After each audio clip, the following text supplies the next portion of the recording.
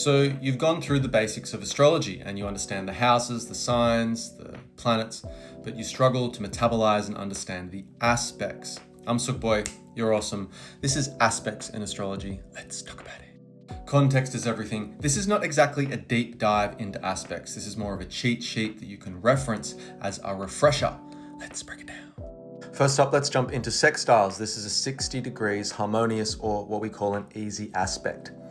Now we're looking at Venus at 0 degrees in Aries. It has to jump over one sign, Pisces, and communicate with Pluto at 2 degrees of Aquarius.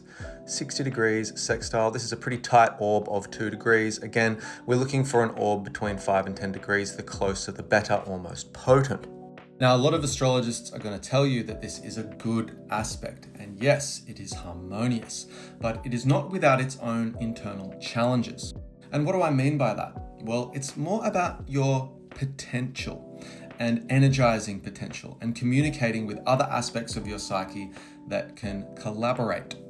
Now, in this example, we have Pluto operating in an air sign of Aquarius, and there is a potential collaboration or integration or room for growth or an ability to find some more substance in the way it operates if it reaches over a water sign into an air sign and communicates, collaborates, integrates the energetics of Venus in Aries. Now, this will often look like a stretch. The air sign doesn't necessarily need to talk to the fire sign involved. Its neighboring fire signs will always form sextiles. It doesn't need to, but if it does, it will feel like a stretch. But this is harmonious in the sense there will be a return on investment and could potentially be a harmonious or favorable event, situation, relationship. Two aspects of your psyche want to talk to each other, and you have the opportunity to do so when a sextile is involved. In other words, your psyche has a potential to grow and find some more substance. This Pluto and Venus in this particular sextile can actually learn from one another and generate some energy, information that could be beneficial to the native of the natal chart.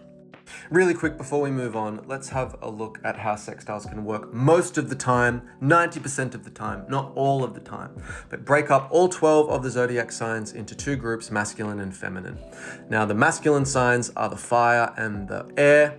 The feminine signs are the earth and the water.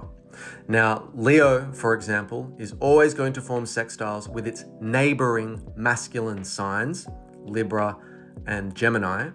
And Virgo is always going to form sextiles with its neighboring feminine water signs, Cancer and Scorpio. It's just a leapfrog from feminine to feminine to feminine to feminine, masculine to masculine to masculine to masculine.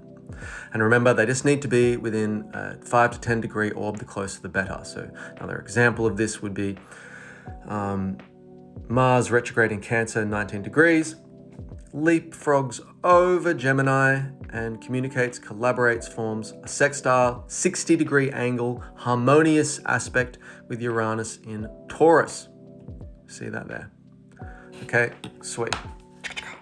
Now, I just want to reaffirm that this doesn't come without its challenges. You have to apply effort for the growth, for the substance to occur. To get the return on investment, an air sign is going to have to jump over a water sign to a fire sign, masculine to masculine, before you can actually get the benefits of this sextile. It may not come naturally. It comes naturally to you more than most because there is a potential there. But until you actually put in the legwork, you may not feel the benefit from that. Just saying. Next up, let's look at the trines. This is the quintessential easiest aspect to have in astrology. And there are 120 degree angles. So we have Jupiter at 11 degrees in Gemini, masculine air, down to Mercury, 12 degrees in masculine air, Aquarius. And that is a trine, 120 degrees with a 1 degree orb, very tight, very noticeable. Now, why are trines considered the easiest of all the aspects? Well, it's simple. It's not really much of a stretch to go from the same element. With the sextile, we're going from one element to another element. You're skipping over to the same masculine or feminine energetic. But within a trine, you're staying in the same masculine or feminine energetic, and you're simply transferring information from one air sign to another air sign, or one fire sign to another fire sign. It's not as much of a stretch, and it comes more naturally to the native of the natal chart. Now again, trines, like everything in life, we are complex living systems, come with their own challenges. And in this regard, easy can mean lazy. Harmonious can mean I take this for granted. It comes so naturally to me, I don't even care. And often you will find that you have not actually leveraged the trines in your chart. They have come so easy that you haven't given it a second thought and actually recognized that you might be talented in this given area. Now, I do want to keep these short and sweet, so I'm going to leave that there. Drop some knowledge. What sextiles and trines do you have in your chart? Maybe if it's interesting, I can do a video response. Hope that helps. Okay, bye.